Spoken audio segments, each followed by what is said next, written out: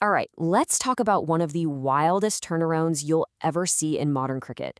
Seriously, this match had it all. I'm talking a complete collapse, a jaw-dropping counterattack, a chase for the ages, and a finish that was, well, it was absolutely nail-biting. Okay, so first, let's set the stage. You have to understand, winning a one-day series in India, it's pretty much the final boss of world cricket. And for New Zealand, it was this massive 37-year-old mountain they just could not climb. So this wasn't just another game for them. No way. This was their shot at making history. And get this wasn't some legendary veteran New Zealand squad. Nope. It was a young, kind of inexperienced team going up against the giants of cricket in their own house. So the big question, the one everyone was asking, was simple. Could these guys actually pull it off? Could they do what no Kiwi team had managed in almost 40 years? So, India wins the toss, puts New Zealand into bat, and right away, the pressure is on. And what happens next? Well, it was an absolute disaster for the Kiwis. Just a total train wreck right out of the gate. I mean, before they could even get their feet wet, the whole thing started to fall apart. They'd scraped together just 5 runs. And the real problem? For those 5 runs, they were already 2 wickets down.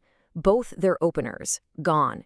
Henry Nicholls was out on his very first ball, a golden duck, and Devon Conway wasn't far behind him. So you've got a scoreboard that reads 5 for 2. That dream of a historic series win, yeah, it was already looking like a total nightmare.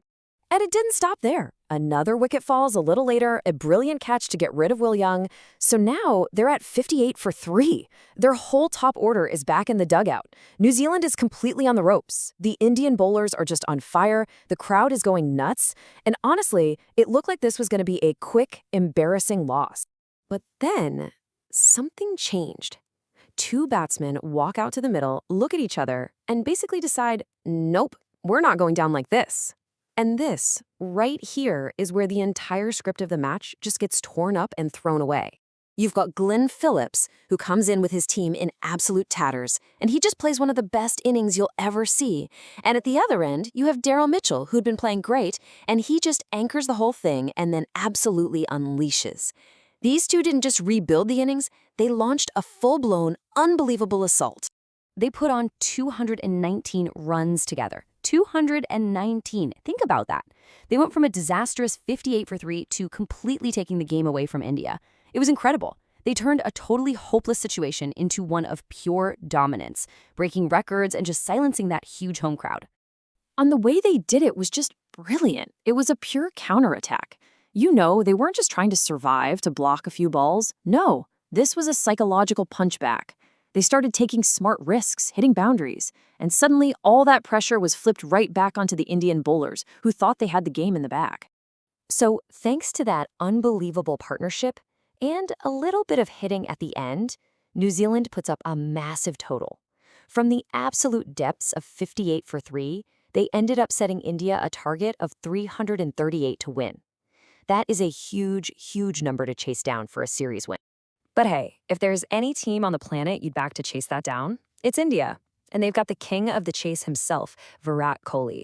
But you're not going to believe this. Their start was almost a carbon copy of New Zealand's, and not in a good way.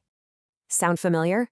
India's top order just crumbled. Rohit Sharma, Shipman Gill, Shreyas Iyer, KL Rahul, all of them gone.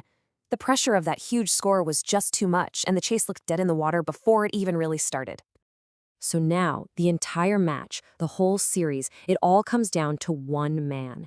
India is in huge trouble at 71 for 4, and there stands Virat Kohli. He's their last real hope, maybe their only hope. And my word, what an innings he played. This was just a masterclass. He soaked up all the pressure, steadied the ship, and then he just systematically took apart the New Zealand bowlers. He scores this absolutely brilliant 100, and you're watching him, and you realize he is single-handedly trying to keep that 37-year streak alive for India. And he finds an amazing partner in Harshit Rana, who starts playing a blinder himself. They put on 99 runs together, and just like that, bam, the momentum swings right back to India.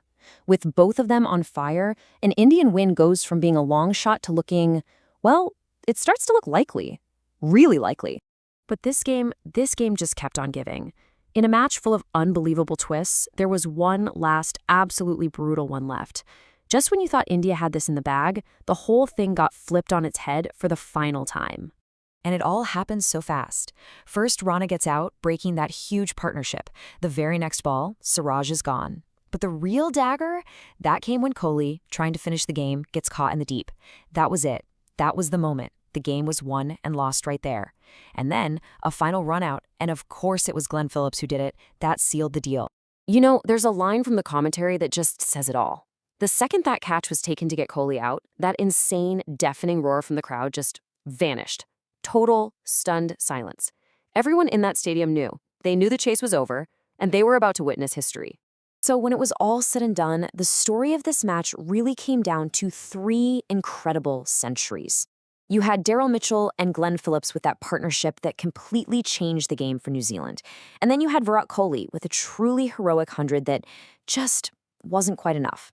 In the end, New Zealand won the match and they won the series.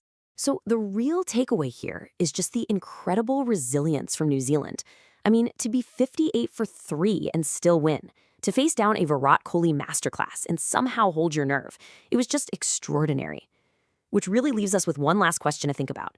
After waiting 37 long years for a young team to do that, was this New Zealand's finest hour in India?